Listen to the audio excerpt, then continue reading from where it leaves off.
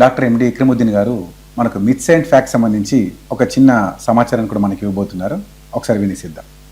So mainly అపోహలు and సత్యాలు mix and ఫ్యాక్ట్స్లో చాలామంది ఏంటంటే ఫస్ట్ క్వశ్చన్ వాళ్ళు అడిగితే ఏం అడుగుతారంటే మాకు మళ్ళీ వస్తాయా ఇది ఇప్పుడు చేసుకుంటే అని. సో దీంట్లో ఏంటంటే మళ్ళీ వస్తాయా అనేది సెకండరీ. సో మెయిన్గా ఏంటంటే ఉన్నదానికి తగ్గించుకోవడం.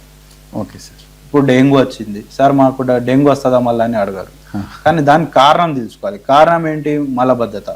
Okay sir. అది మీరు ఉన్నదానికి తగ్గించుకొని మళ్ళీ అది మీరు మంచిగా లైఫ్ స్టైల్ మెయింటైన్ చేసుకుంటా, ఎక్సర్సైజ్ చేసుకుంటా, మీరు తిన్నది అరిగినట్టు ఎక్సర్సైజ్ చేయాలి. డైలీ 30 minutes వాకింగ్ అయినా ఏదైనా మినిమం ఎక్సర్సైజ్, యోగాస్ ఉంటాయి, యోగాస్ చేయాలి.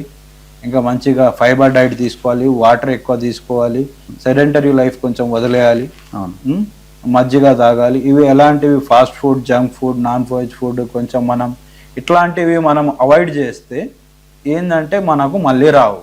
కానీ ఫస్ట్ స్టెప్ ఈజ్ ఉన్నదానికి తగ్గించుకోవాలి.